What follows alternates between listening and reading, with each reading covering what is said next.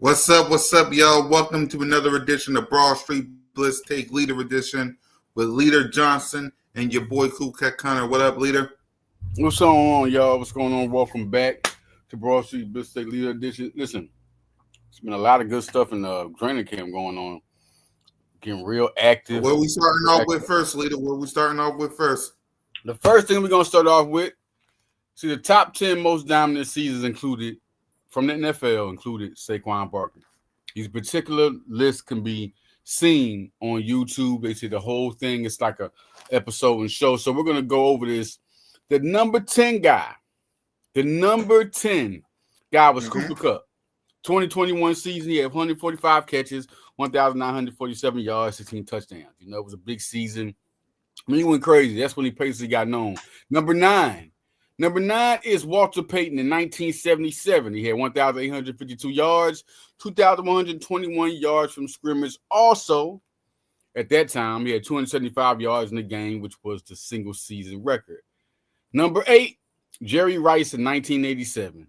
The GOAT of receivers, man. This man had 22 touchdowns that year. MVP, nominated for MVP. Jerry Rice established himself as a clear-cut number one receiver in the NFL. He was just a different force during that time. In 12 games, 22 touchdowns. Looking at the next, O.J. Simpson comes in at number 7. Y'all say what y'all want. If you don't do your homework, know this. He was a unicorn. In 1973, the first 2,000-yard season was by O.J. Simpson. 2003.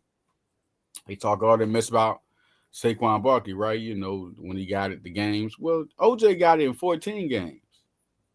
14 games, 12 touchdowns, 2,000-yard barrier.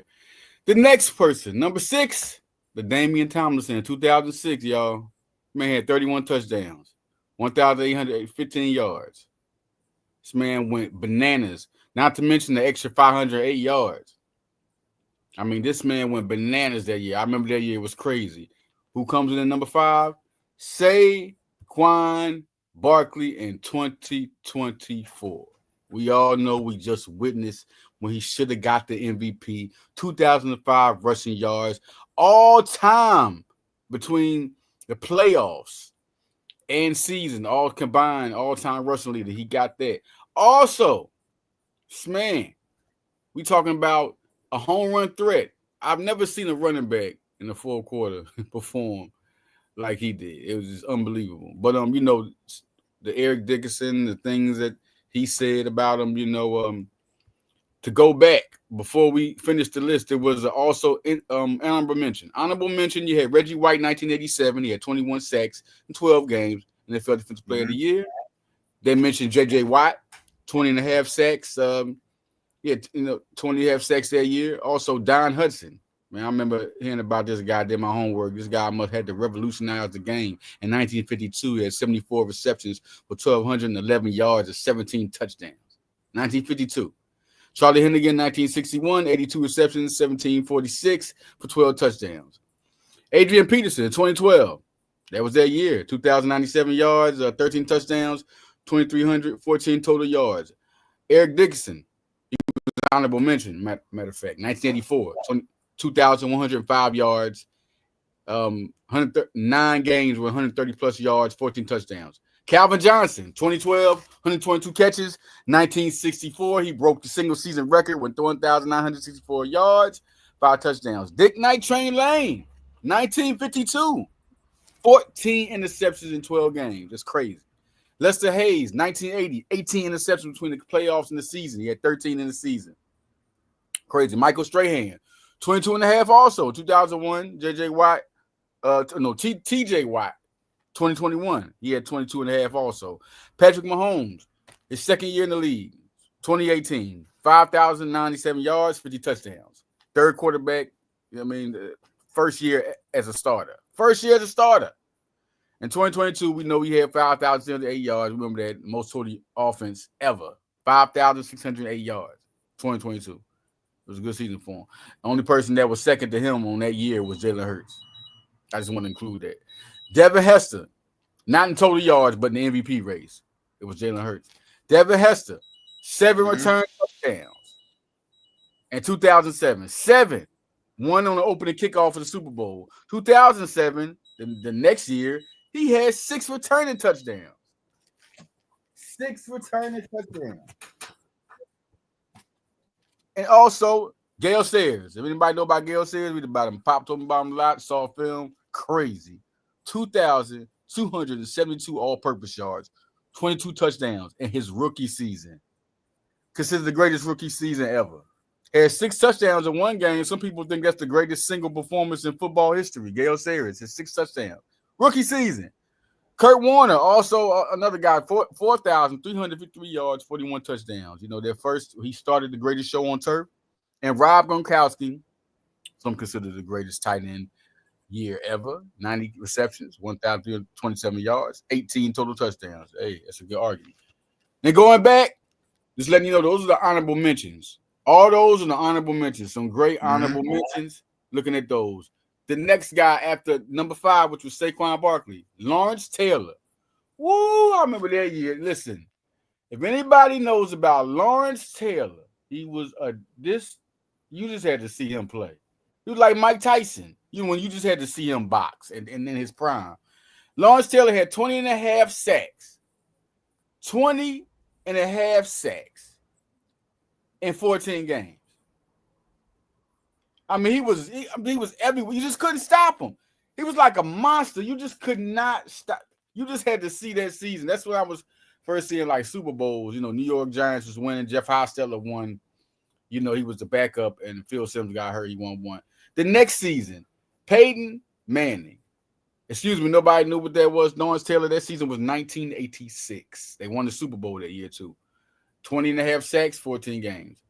Peyton Manning, 2013. Everybody remembers that one. 50 touchdowns. No. 55. I'm about to say, anybody. 55 and 10 interceptions. 55 touchdowns and 10 interceptions. I remember Denver had a crazy offense. Demaryius Thomas, some guys. 68%.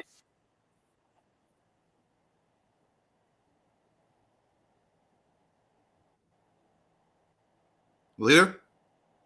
Yep. Yeah, go ahead. I got you 68. That was 68% from the field, 5,477 yards. Excuse me, y'all. 5,477 yards.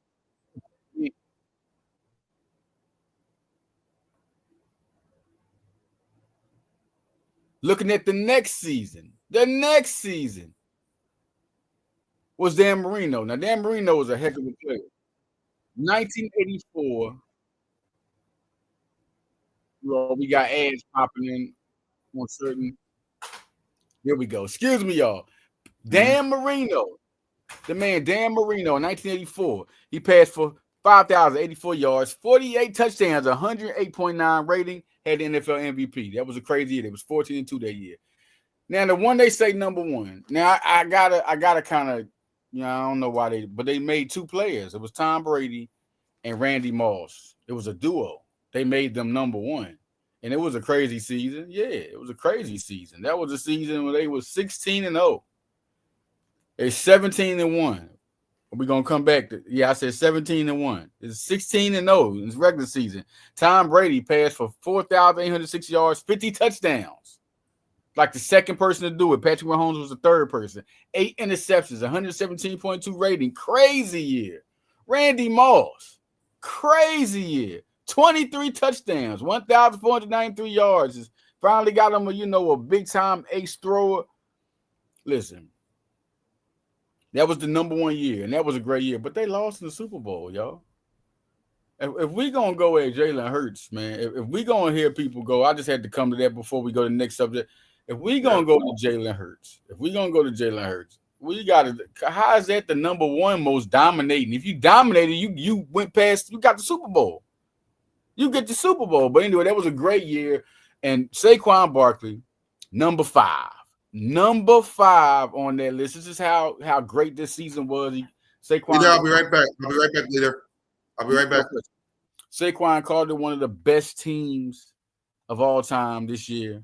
And That's one big reason right there. One of the top 10 most dominating seasons, which makes Saquon Barkley one of the most top 10 most dominating seasons, is because this man, you got to listen. It's been a lot. Chris Johnson had a great year.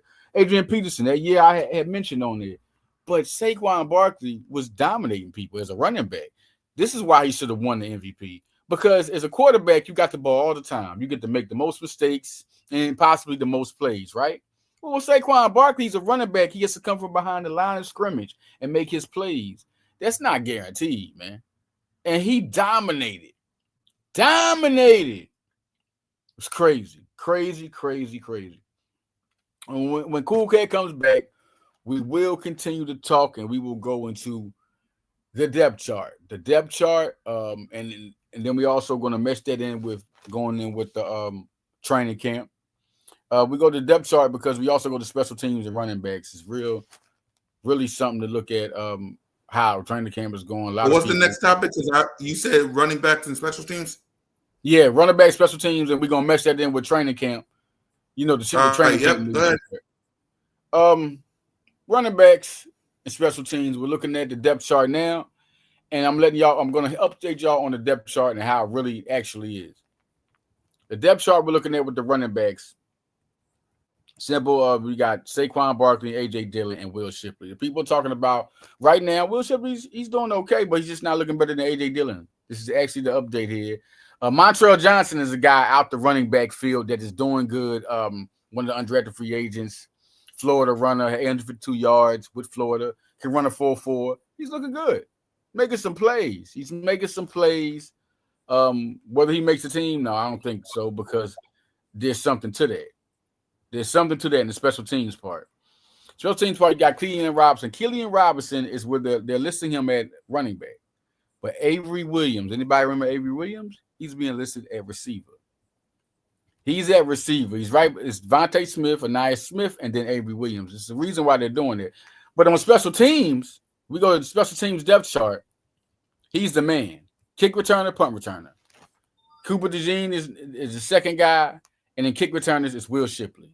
And then they got Shunderick Powell. He's from UCA, a guy that can run. He was real good, had a good season on UCA. But anyway, that's your guys. If we're looking at it right now, look, Avery Williams is really good, man. He had 27 yards per kick off return last year. He runs a 4.4, sub 3.4 at his fastest speed. Last year before last, he 14.7 on punt return. The guy's good. This is somebody to get excited about, especially if the coaching staff is talking about him. Like Nick Sirianni, people are talking about him. And you're hearing about, the special teams. Killian Robinson will be their second guy. He's not really a guy that you think is going to, but special teams, yes. He runs a 4 too. Killian Robinson can dog it out. So that's one guy on the depth position that you can worry about looking at. If we're coming up from the offense, everybody want to see where we stop. Quarterback, it's Jalen Hurts, Tanner McKee, Kyle McCord, Dorian Thompson Robinson. Now, Dorian Thompson Robinson has been doing good, especially last 3 camps. He's been good. So we'll see how that's a close race between him and McCord. It's not as far away as people think. At a running back, like I said, it's Saquon Barkley, AJ Dillon, Will Shipley, Killian Robinson, and Montrell Johnson Jr. They're there. Tight ends, Dallas Goedert, Grant Calcaterra, Kylie Granson. He's doing good. Kylie Granson's doing good over the other guys, Harrison Bryant, Nick Muse, EJ Jenkins, and Cameron Latu are not too. But Kylie Granson, you've been hearing good things about him. And the right tackle, you look at Lane Johnson, Tyler Steen's been doing real good. Hearing so much good about Tyler Steen, really doing the Cam Jurgens, right. And Joe Malata. But backing up, it's Kendall Lamb. Kendall Lamb, Kenyon Green, Drew Kendall, Matt Pryor, Miles Hinton. Those are the 5 guys that are behind as the second unit. Cameron Williams behind there. Then there's Trevor Keegan, Brett Toth, the guy in the program like Joe Malata had. Can't really pronounce his name. Lakin Vakalahi. And Darian Kennard is a guy to watch out for. He's that other third right tackle. They've been liking him. Howland Pierce, he might be on the. I've been talking a lot about him, but he'll be on the practice squad. We'll see how camp goes. Still got some games to go, but I mean, it's really a deep unit. You got to be real about that unit. It's really deep. Wide receiver, Devontae Smith, we all know, and John Dotson and AJ Brown. John Dotson, we heard a lot of good things about him meshing with Hurts and really good. Johnny Wilson and Terrence Marshall. Johnny Wilson's behind AJ Brown right now because Elijah Cooks is looking good. We're gonna see how that go, y'all. I'm telling y'all, a lot of stuff been said about Elijah Cooks, 6'4" guy undrafted. We'll see how that goes with Johnny Wilson. If anything, he'll be on the practice squad because he has experience. Terrence Marshall, Taylor Morin, and the Ife Day guy that got signed is behind him. I don't think Terrence Marshall's going to make the team. I think Nas Smith, behind Nas Smith is Avery Williams, and then Giles Jackson's behind him. I think Smith's been some good stuff said about him, some solid things said about him, and that's the offense and how that offense looks right now. Ben Van Sam Marine is the lone fullback. Philadelphia serious about that position. They are serious about blocking more for the running back, blocking more for Hurts, different plays. They want more blockers. And Ben Van Sam Marine is that guy they have as the lone guy on there. In defense, Mojomo, Davis, Carter, you know it. But backing up is Ty Robinson, Thomas Booker, Byron Young. Those are the guys there. Gabe Hall, I'm a little bit I was surprised by him. He's a talented guy. See how he goes. Will he move up? Him and Byron Young are battling. We'll see. But Byron Young is there, and I'm high on him. We'll see how that goes. Nolan Smith, okay, Zach Bond and Kobe Dean, we know that. But we're hearing a lot of good things about Jahai Campbell. A lot of good things. Like he's really all that unhealthy. It's not even there. And the Kobe Dean's also progressing. Nobody's heard of listening. Kobe Dean is looking like this man's moving around like he's going to be ready the third week of the season. That's what I'm aiming for. I think Philly's not a rushing team. They're more like get healthy. I see Lowry. Also, you look at Jeremiah Trotter Jr. And Josh Uche backs up Smith Jr., which is all expected. Akanrawo is behind Uche, and he'll get his pass rushing time. They like to rotate players, period. Mondon Jr. is behind Jahai Campbell, and Ryland Powell is behind Aziz.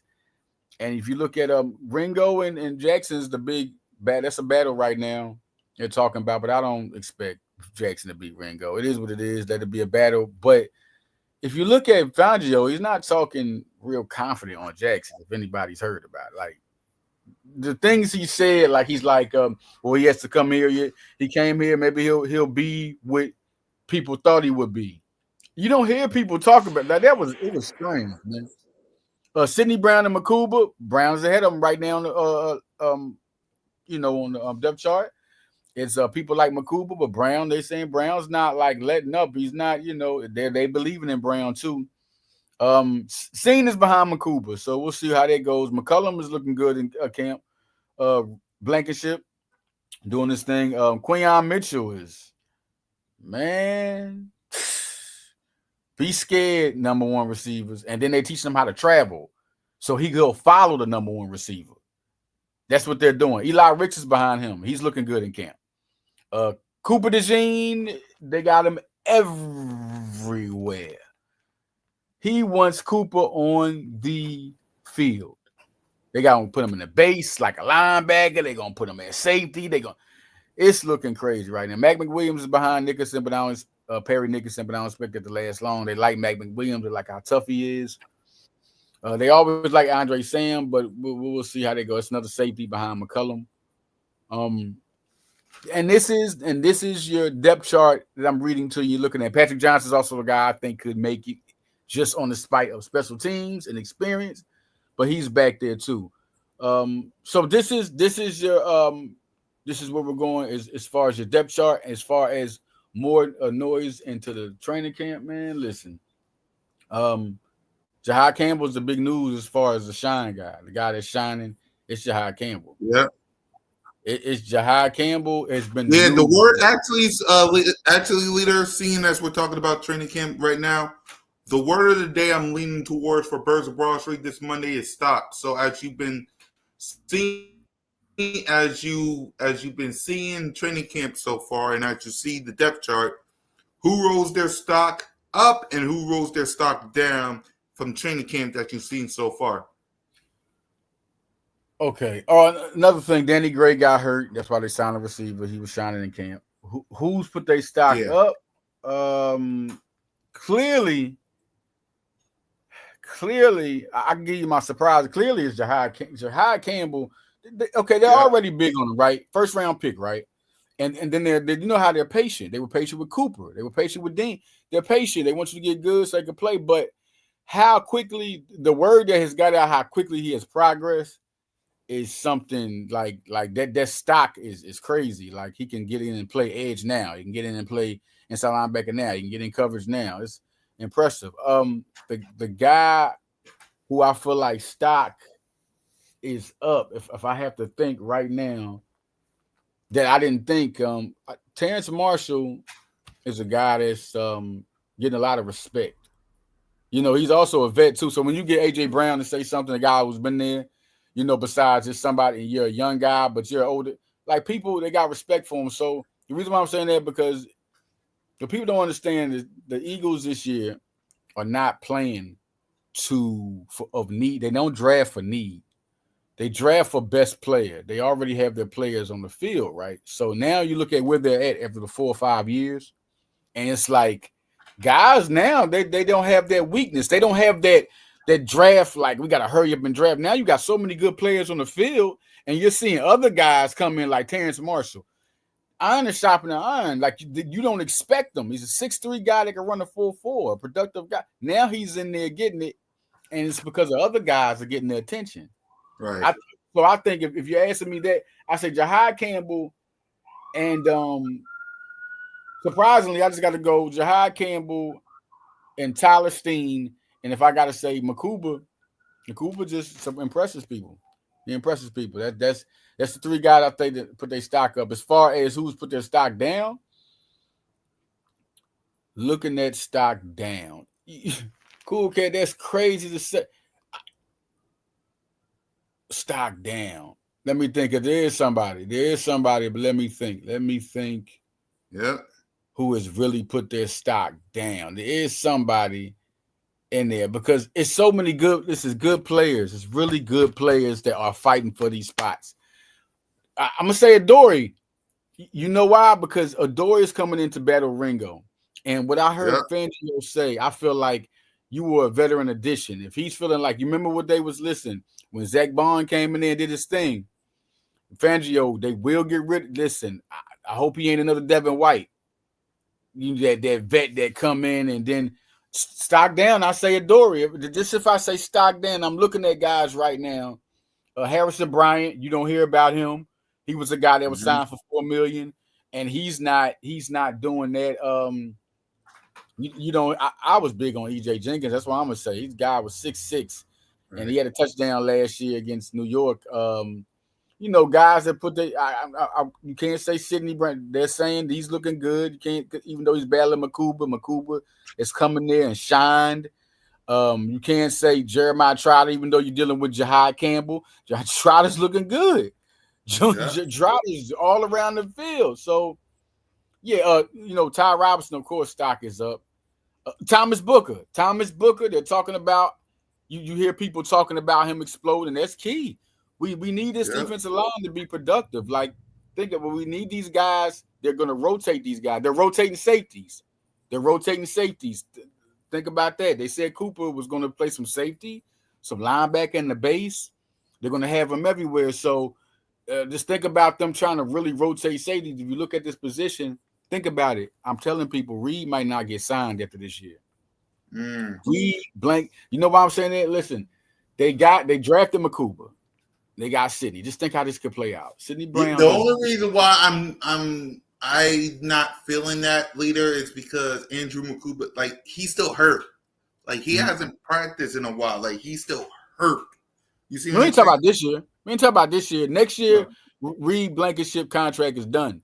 And you got your future guy now. Makuba and Brown are two guys to watch that could both be starting. Because you know why I say that? Because this is the big reason why they're not because of who Reed is. Reed is an elite guy, but Reed is going to get big money.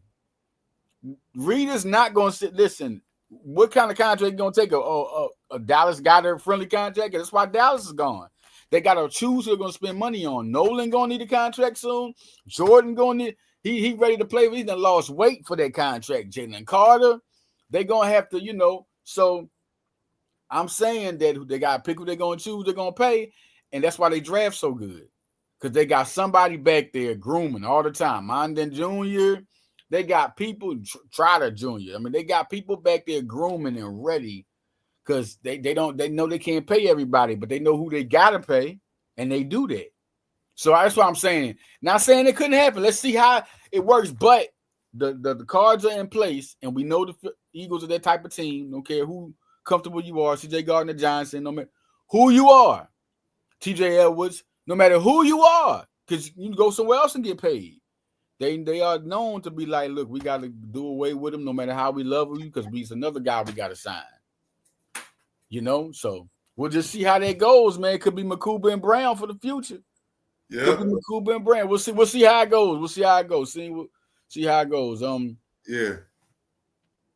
Been a good. I'm just saying, like in the last couple of days, been a real good training camp. Hurts had this couple of run through. You concerned about the you concerned because you concerned about the offense struggling in training camp or no? No, you know why? Because the defense is going. Listen, Fangio, they need to be like that. They need to be challenged because honestly, if you look at we the only team in NFL history, right? Cool. Okay, I didn't know this. Only team in NFL history, the schedule that has 10 playoff teams from the previous year. Only team in NFL history with this type of schedule ever. So they are aiming. It's 12 teams in the playoffs. We got 10. So they aiming for they aiming for us to, So this is going to be big, and the big thing is that I'm not, because I just think the offense, if anybody, is really set to be. If you look at it, cool, okay. Everybody last year they was talking about Steen is like Brandon Brooks. We all know who Brandon Brooks is. I was saying how big he is on Steen, and they talking about he's manhandling people in camp, manhandling people. He's all 5 of them could be in it. Then you got Saquon Barkley. Then you got AJ Brown, Devontae Smith, Jahan Dotson. Then if you want to think of a forward, if you want to think about it, you got Terrence Marshall and them guys, like they just the fourth guys. You got size, 6'3", 6'7". But then you got Dallas Goedert and Grant Calcaterra. They were good last year. I think Grant Calcaterra don't get his credit. Calcaterra was good. He had a one-handed – he was good. Now you bring in possibly a Kylan Granson. The offensive line is 10 deep. I don't care. They got 2 offensive lines. Look at that. Pay attention to the depth chart. They got 2 of them. That's Jeff Stoutland. Like, what can you do with the offense is complete? Then they're adding another blocker with Ben Sanford. That's dangerous with Ben Van Samarine. That's dangerous for Barkley. An extra blocker is dangerous. Dangerous. So I just think their offense is set. The defense, of course, we got questions because the only reason is kind of because they're young. Mind you, the Eagles are real. Jalen Hurts, 2 years, 2 Super Bowls in this time frame. Yep. Like Barkley's in his prime, AJ's in his prime. Like that offense is going to be, and then the only thing that they need is chemistry. That is it.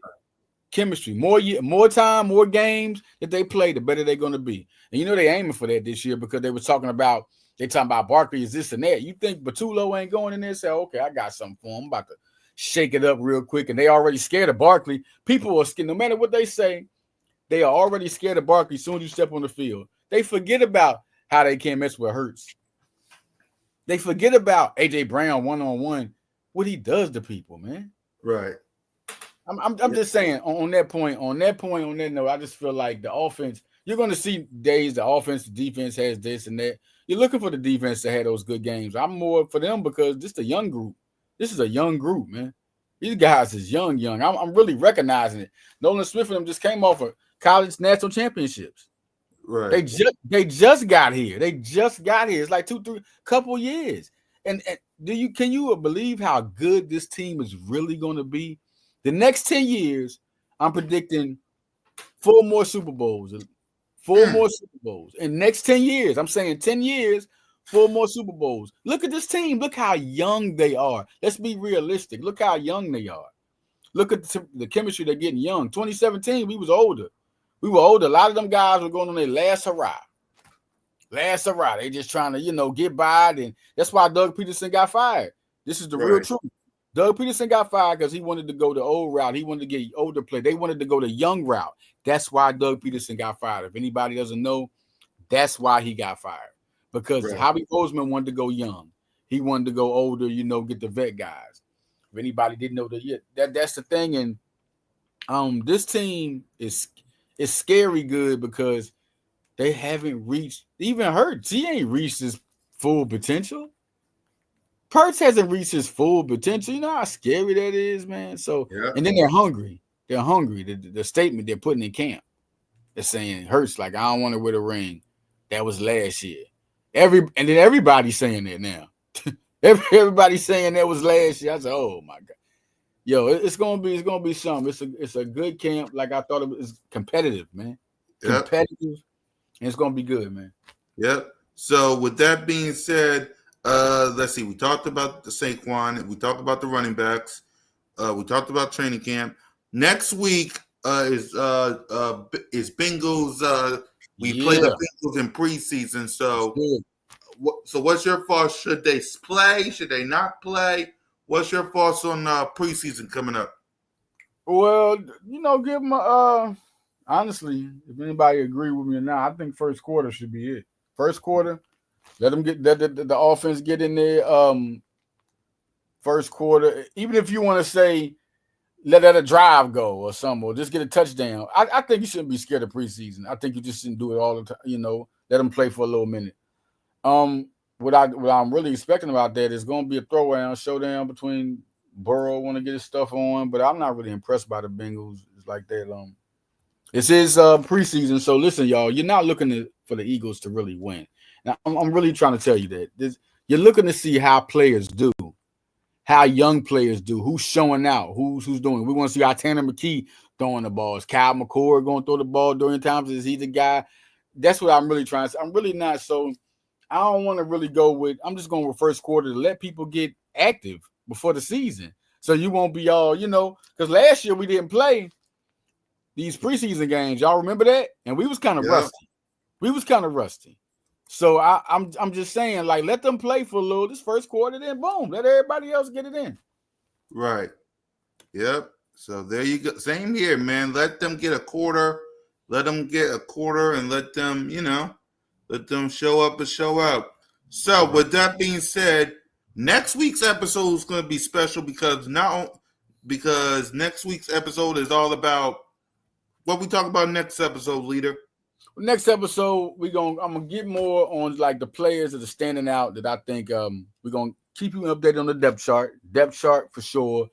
And the next position, we basically cover every single position. I'm going to give love out to the kickers and the punters, y'all. The next episode, I'm sorry, y'all, I didn't even say nothing about them. If anybody got that, but their position too. But we're gonna talk about receivers. Danny Gray just got hurt. He got hurt. He ran into Makuba. And Danny Gray was on the injured reserve. So what that does is, how he gonna make the practice squad. They like him a lot. I think he makes the practice squad. Wait. So next episode, we're talking what we talking next episode? Because remember, next week is also is the day of preseason also.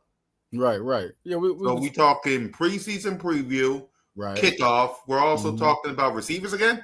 Yeah, we're gonna talk about the receiving class, just getting on the receivers, breaking down the receivers because Danny Gray's down. So we're gonna keep them updated on the depth chart leading into the season because we ain't shot nothing down yet. Nobody's got cut, so we're gonna keep updating you on positions and depth chart and certain positions and certain stuff. That's just we got to keep them up with that. But then when news comes up, I also will break the news and we'll know about. So any news you see coming this week, we will be talking about. Like it was a new signing, something new, new to play. We never know what they're going to tell you. Might talk about Jalen Hurts, start hating them again. They might talk about AJ Brown. Might talk about Devontae Smith, Barkley. A lot of stars. Jalen Carter, a lot of stars on this team. So we will keep you updated as we go. Yep. And with that, y'all, listen. I got to get ready for work. I got things to do up in here. I got to create the title of preseason, receivers, and more. What's your thoughts on that, leader? Preseason, receivers, and more as the title. Yeah, that's good. That's good. We'll stick with that. And until then, y'all, listen.